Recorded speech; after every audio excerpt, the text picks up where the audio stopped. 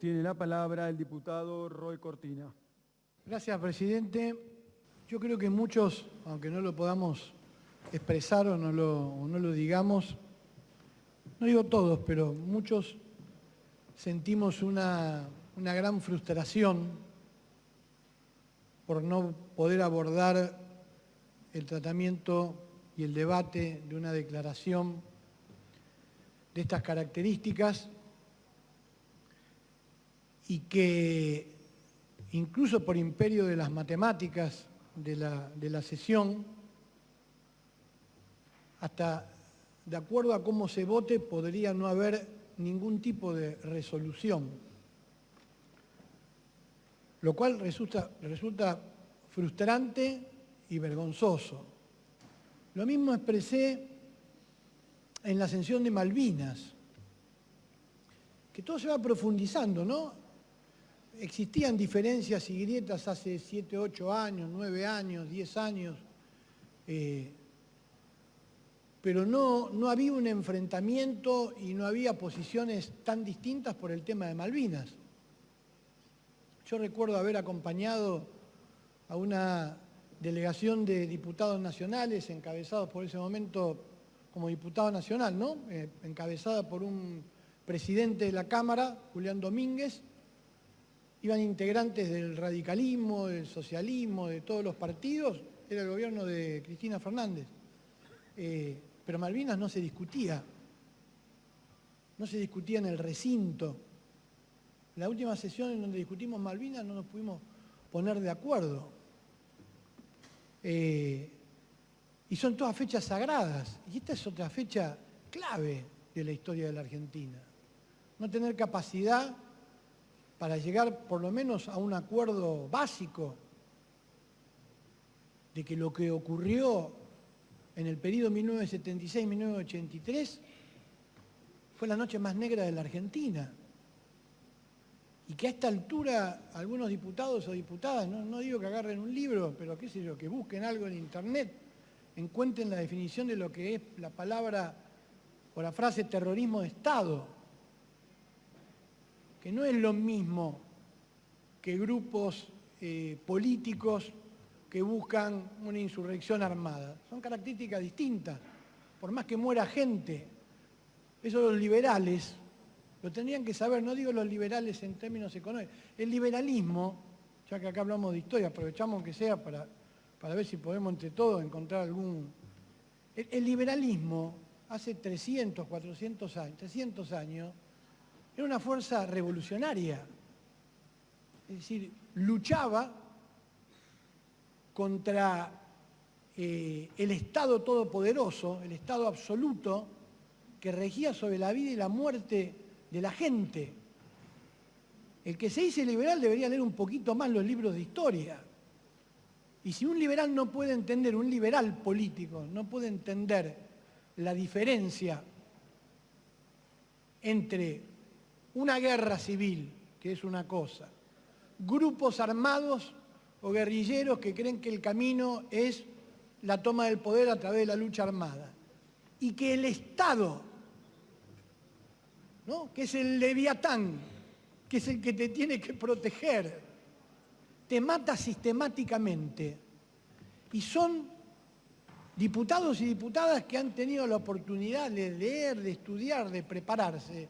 Tenemos un problema. Y si no nos podemos poner de acuerdo en eso, es realmente frustrante.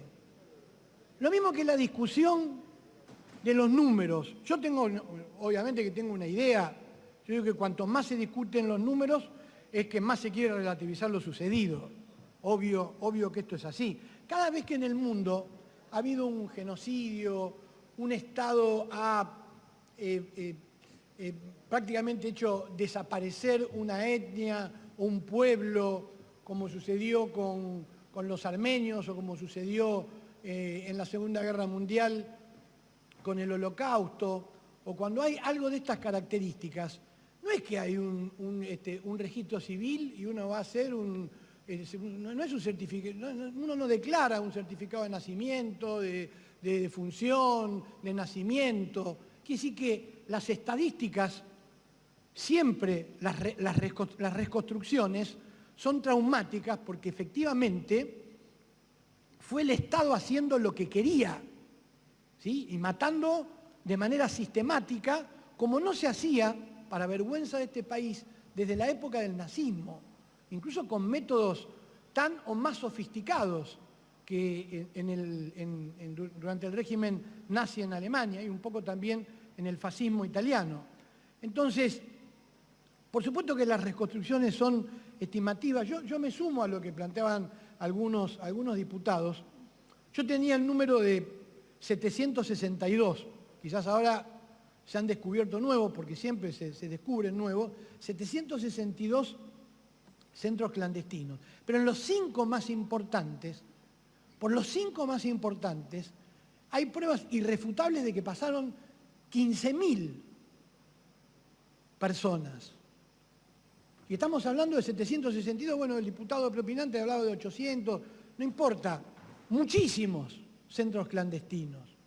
Las fuerzas policiales asignadas a la represión, ¿alguien sabe cuál era el número de esas fuerzas? 150.000. Porque sirve para tomar también dimensión de lo que pasó, ¿no? En embajadas de países occidentales y sobre todo en la embajada de Estados Unidos, en la época se hablaba de que para el 78 ya habían 22.000 muertos. ¿Sí? El informe que entrega Sábato de la CONADEP termina en 1984. Los que somos más viejos sabemos que, y ya hacíamos política en 1984, sabíamos que teníamos dudas de cuánto podía durar la democracia. No es que todo el mundo informaba. Por lo tanto, hay una serie de razones para reconstruir estimativamente y fijar el número alrededor del número que usualmente, de manera mayoritaria, el pueblo argentino conoce, que son 30.000 desaparecidos. Ahora, realmente la discusión de los números es una discusión cobarde, porque, y si no fueron 30.000 y fueron 35.000, tampoco lo sabemos realmente, ¿no? Hay algunos estudiosos, lo he leído, que dicen que pueden estar incluso arriba de los 40.000. No hubo un solo grupo militar, ese pacto mafioso, cerrado, no han dado ninguna información, no hay listados, no hay nada, sino la reconstrucción que se fue haciendo y que impulsaron los organismos de derechos humanos y los distintos hitos de los gobiernos civiles democráticos en la Argentina, con sus aciertos y con sus errores. Entonces, discutir el tema del número banaliza la discusión de fondo de qué es el terrorismo de Estado, ¿no? Entonces, a mí me produce, yo pienso que debe haber muchos más que piensan como yo, por ahí, no todos. Me parece una frustración no poder llegar a una conclusión y a no entender la diferencia. Mire, las Brigadas Rojas, que fueron un grupo terrorista, guerrillero, violento en Italia, por lo que se ha estudiado, mucho más violento y mucho más decidido incluso que los grupos armados nuestros en la década del 70. Sin embargo, en Italia fueron juzgados por la justicia. No hubo desaparecidos, no hubo... Sí, terminaron presos muchos, mataron presidentes, bueno, eligieron un camino, obvio que yo no lo comparto, pero la justicia actuó. Tenemos otro tipo de casos, otro tipo de situaciones. Lo que quiero decir es que acá lo que pasó es muy claro. No puede haber dudas y no puede ser que no podamos encontrar un texto para votar todo esto casi por unanimidad. Esto es lo que quiero decir, porque a veces las fechas de estas características tienen una contradicción, presidente. Por un lado, para que sean sagradas, para que sean sentidas, ¿sí? Es obvio que tienden a sacralizarse. Entonces ahí viene una duda o un cuestionamiento. No me lo transformes en algo frío.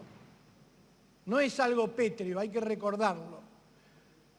Pero por el otro lado, hay que consolidarlo eso, para que no pase lo que está pasando hoy acá en este recinto.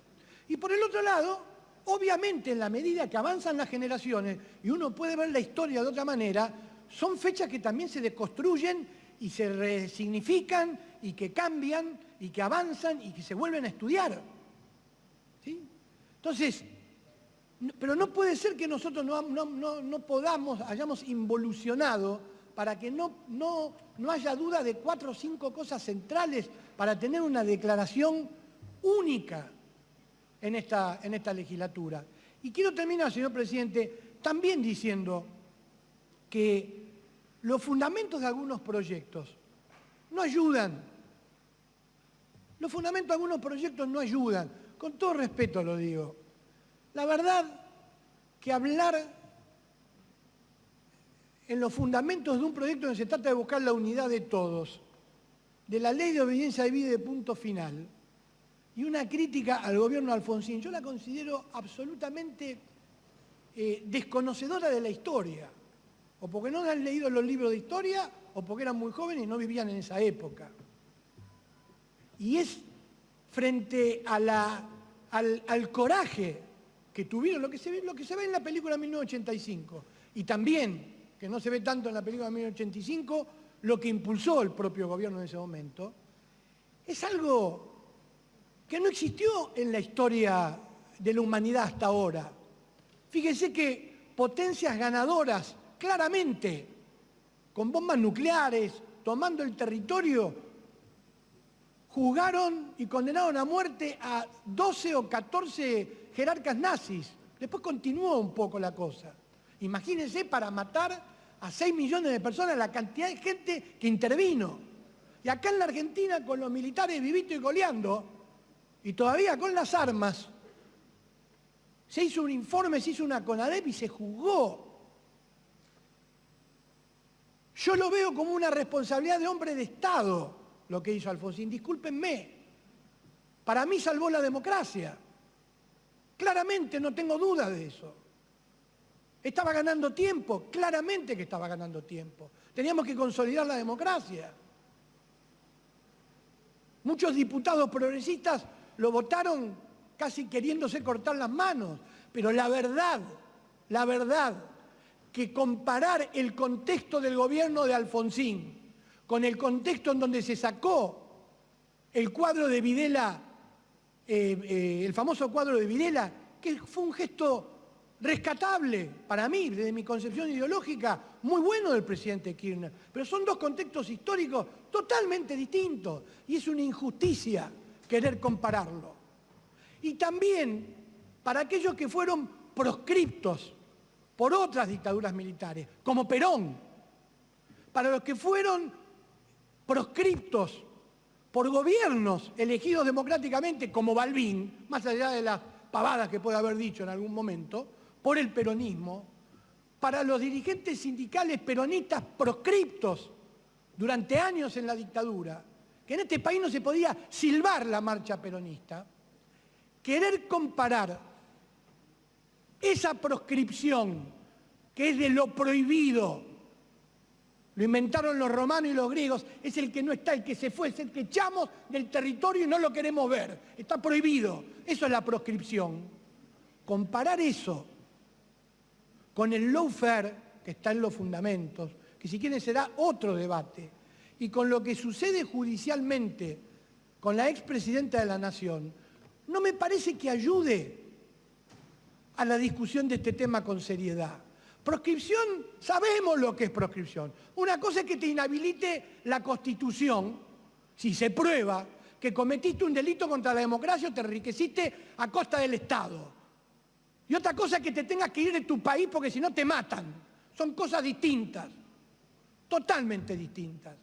Entonces, cada vez que se le siguen metiendo fundamentos, cada vez que se le mete la grieta, cada vez que se le mete el odio actual, el fanatismo, no podemos diagnosticar nada objetivamente. No nos vamos a poner de acuerdo, lo único que nos une es la escaloneta en este país. No podemos discutir de nada. No nos podemos poner de acuerdo con Malvinas. No nos podemos poner de acuerdo con que esto que sucedió es una aberración y hay que condenarlo y es nunca más. Se terminó, no es número tal, nunca más. Señor presidente, entonces, esas son las reflexiones que yo quería dejar y, por supuesto, sumarme al reclamo y sumarme a esta consigna que ha unido tanto a la mayoría de los argentinos, que es memoria, verdad y justicia, y nunca más. Gracias, señor presidente. Gracias.